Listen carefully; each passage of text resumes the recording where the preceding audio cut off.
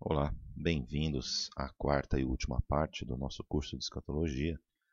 Nós vamos agora à aula de número 19.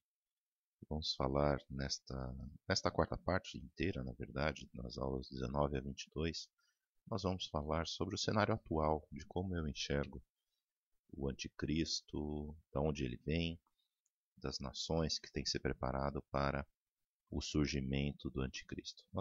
É uma aula bastante atual, nós vamos falar bastante sobre atualidades, de como que eu enxergo o cenário atual. Essa é a quarta e última parte, né? Eu planejei essas 22 aulas. Talvez tenha aí uma parte 5, se você tiver alguma dúvida ou algum questionamento, que talvez eu possa fazer uma aula extra ou a respeito para responder algumas dúvidas que possam surgir aí desde todas as aulas que nós fizemos até agora. Você pode me mandar aí nos comentários perguntas, fique à vontade para mandar suas perguntas aí nos comentários. Eu prometi que eu vou tentar responder a todas as perguntas. Bom, vamos então falar sobre esta aula de número 19. Na aula de hoje a gente vai falar sobre o cenário que nós tínhamos nos anos 90 a respeito do anticristo, de como que ele viria, de como ele viria, né, e de onde que ele viria. Antes de entrar nesse cenário dos anos 90, existe um fato interessante que eu percebo que ocorre. Não somente eu percebo isso, mas outras pessoas já perceberam. Que a cada 20 a 40 anos se cria um cenário diferente. Parece que tem-se um berço diferente para sair o anticristo. E sempre, a cada período de tempo, existem potenciais anticristos que surgem. A gente percebe isso no decorrer de toda a história. Sempre de tempos em tempos se cria um cenário diferente. Parece que vai ser iminente, né? Essa iminência da volta de Cristo e essa iminência de poder surgir o anticristo, parece que ela sempre ocorreu. Sempre tem ocorrido. Se você lê a história da igreja, parece que a igreja está sempre esperando. Isso eu acho que Deus ele faz para que a igreja sempre esteja esperando. Não que a gente vá crer numa mentira, mas é uma esperança que a gente tem, né, de criar-se essa esperança de que realmente quando chegar a hora certa, Deus ele vai liberar o verdadeiro anticristo. Mas isso sempre ocorreu, né? No último século ocorreu com Hitler sendo potencial anticristo, né? E a gente viu muitos outros potenciais anticristos aí, mas até agora ainda não surgiu. Então, qual era o cenário que nós tínhamos nos anos 90? Eu me lembro, né, antes de entrar aqui no slide do cenário dos anos 90, eu me lembro de quando eu era ainda adolescente, eu fui até o ginásio do Ibirapuera ouvir uma palestra. Existiam muitas e muitas pessoas de muitas igrejas. E foi colocado esse cenário. E eu me lembro que quando eu saí de lá, não só eu, mas todo mundo saiu impactado, porque realmente as verdades que eram colocadas parecia realmente que seria nos próximos 10 anos que aquilo iria acontecer. De tão de tanta coincidência que era aquilo que vinha acontecendo no mundo com as profecias, né? Então vamos lá aí ao que ao que aconteceu, né? Ao que era o cenário dos anos 90. Primeiro, eu vou dividir aqui em algumas partes, né? Primeiro, a parte política. Vou falar também um pouco da parte espiritual, da parte da tecnologia e também falar um pouco de Israel. Mas de ponto de vista político, né? No início dos anos 90 começou a surgir o mercado comum europeu. E falavam-se de 10 nações que estariam se juntando, se unindo na Europa como uma moeda única para formar aí uma nova ordem mundial. E quando se fala de 10 nações, já se levanta as orelhas, porque a gente sabe que são de 10 nações que surgirão o anticristo. Né? 10 nações e delas 3 darão poder a um chifre menor. Essas 10 nações serão o sétimo reino, depois que surgirá, que durará pouco, e surgirá um oitavo reino. A gente já estudou essas profecias, mas o anticristo ele vai surgir daí. Né? Lá na aula 5 a gente falou um pouco sobre o anticristo. Então, quando se falava desse cenário político, todo mundo tinha muito receio de que seria daí da Europa realmente que viria o anticristo, até por causa da profecia que nós temos lá de Daniel, né, da profecia da estátua, que tem-se a profecia de que os pés da estátua são, na verdade, esse reino ele é uma continuação do Império Romano. Então, que esse último reino ele é uma continuação do Império Romano, e sendo continuação do Império Romano, vai vir da Europa.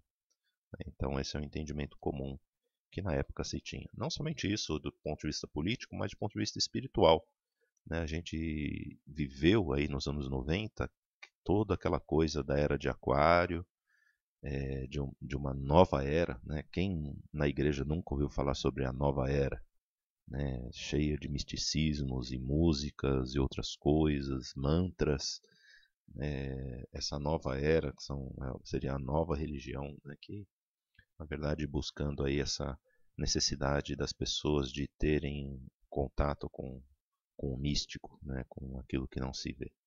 E também falava-se muito sobre Maitreya. Maitreya seria aquele que viria ainda, Maitreya, na verdade isso daí vem do budismo, aquele seria um novo Buda, mas na verdade seria aquele que seria o Krishna dos Hare Krishna, seria o Buda dos budistas, seria o imã dos islâmicos e seria também o Cristo dos cristãos, ou seja, seria aquele que viria e que seria tudo isso que todo mundo espera, que na verdade era a figura do anticristo.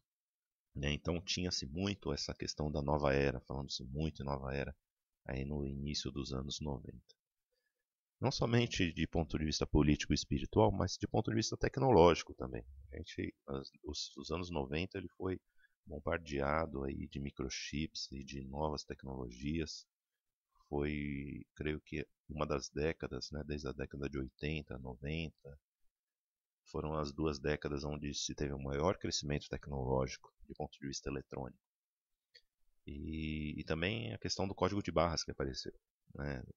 Foi o surgimento justamente do código de barras, onde tem aí, eu já falei um pouquinho lá na aula do Anticristo, aula 5, falando aí sobre o 666 e microchips, implantes. Isso começou a agitar os teólogos e aqueles que estudam os finais dos tempos, porque realmente essas tecnologias elas são necessárias para que ocorram tudo aquilo que todas as profecias que a gente viu lá no Apocalipse. Não somente isso, mas desde a década de 50, foi se criando também em Israel algumas coisas, alguns fatores interessantes. Desde o Holocausto que ocorreu, na verdade o Holocausto, por que o Holocausto ele foi importante? Porque todas aquelas imagens dos holocaustos, aquelas fotos que tem que realmente parecem ser um vale de ossos secos. Não tem como a gente não olhar uma foto do holocausto, daquela calamidade que foi, dessa atrocidade que ocorreu, e daquelas fotos de pessoas sendo colocadas em valas, e são realmente valas de ossos secos. Se você teve a oportunidade já de ver alguma foto do holocausto, coisa muito triste.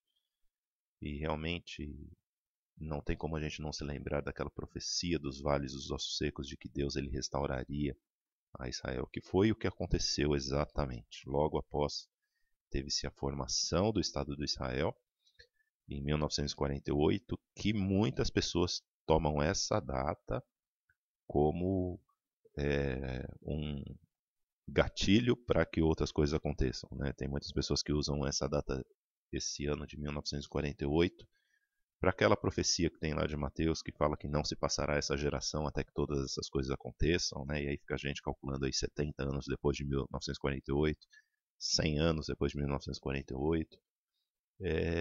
Tudo bem, pode fazer isso aí, você pode ter as suas interpretações. Só que tome cuidado, porque sempre quando as profecias elas falam a respeito de Israel, lembra lá de Daniel, ele fala que 70 semanas estão determinadas sobre o povo e sobre a minha santa cidade, ou seja, sobre Jerusalém. Então, se você quer colocar uma data, coloque a data como 1967, porque foi na Guerra dos 6 Dias, lá em 1967, que o povo de Israel chegou até Jerusalém. Foi nessa Guerra dos 6 Dias, lá em 1967, que Israel, como um estado, ele chega até Jerusalém. Lógico que ele chegou só até a parte ocidental, ele não ainda pegou toda Jerusalém, né? A parte do monte ainda não está sob domínio de Israel, está sob, na verdade, toda a Cisjordânia, que inclui, sim, está sob domínio, mas é um domínio político, mas não um domínio total, né? Mantém-se aí ainda o domínio aí aos palestinos. Mas a chegada a Jerusalém, isso foi, de ponto de vista espiritual, digamos assim, e profético, muito importante. Por quê? Porque as 70 semanas de Daniel e o tempo de Deus, ele está determinado não só sobre o povo, mas também sobre a santa cidade que é Jerusalém.